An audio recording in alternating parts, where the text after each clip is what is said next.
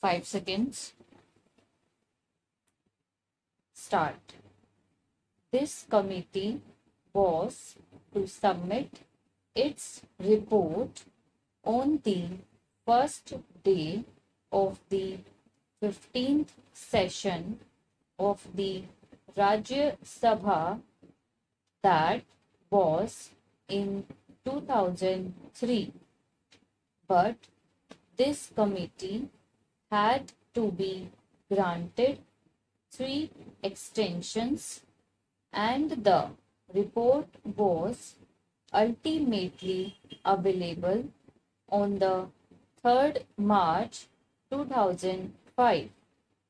At that time, as we all know, the so-called JP's movement of total revolution was at its peak.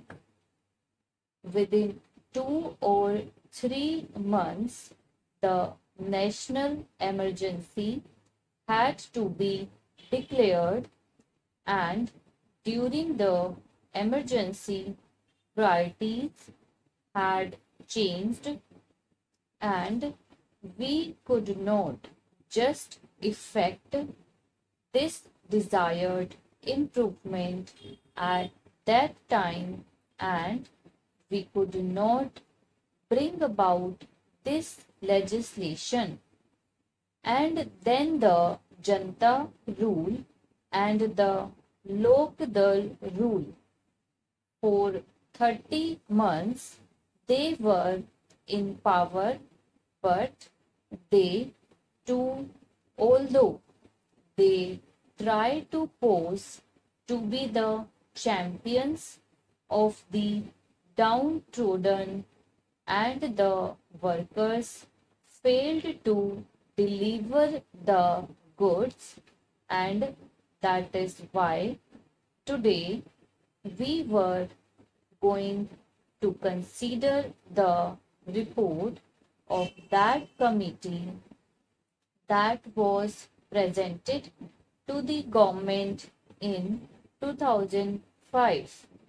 Therefore, we are also equally responsible for not ameliorating their conditions and their plight.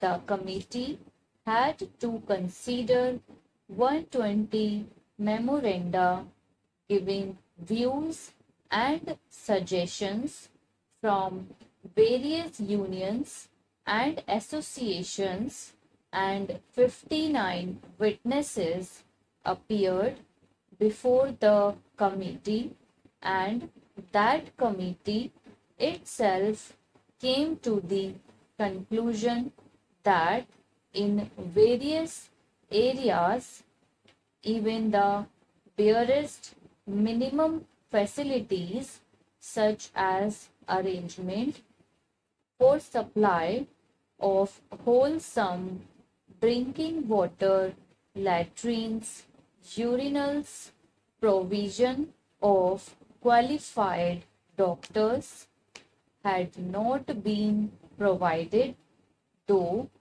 these amenities are a must under the Act.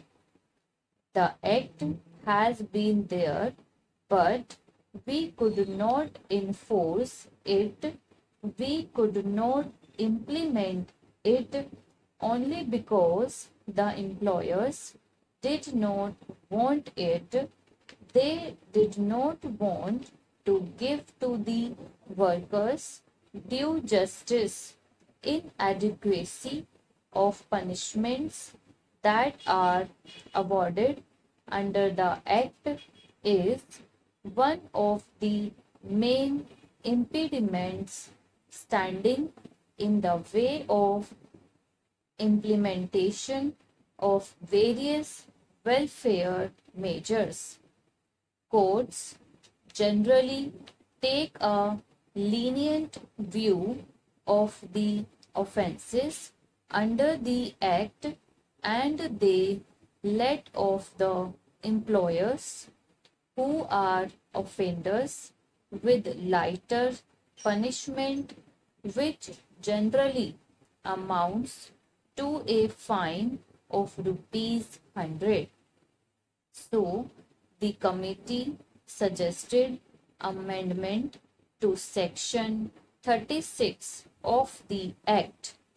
An employer is required to provide these workers living accommodation, but generally, in spite of the fact that the government gives loans and subsidies to the employers for construction of houses, progress in regard to these constructions is very poor.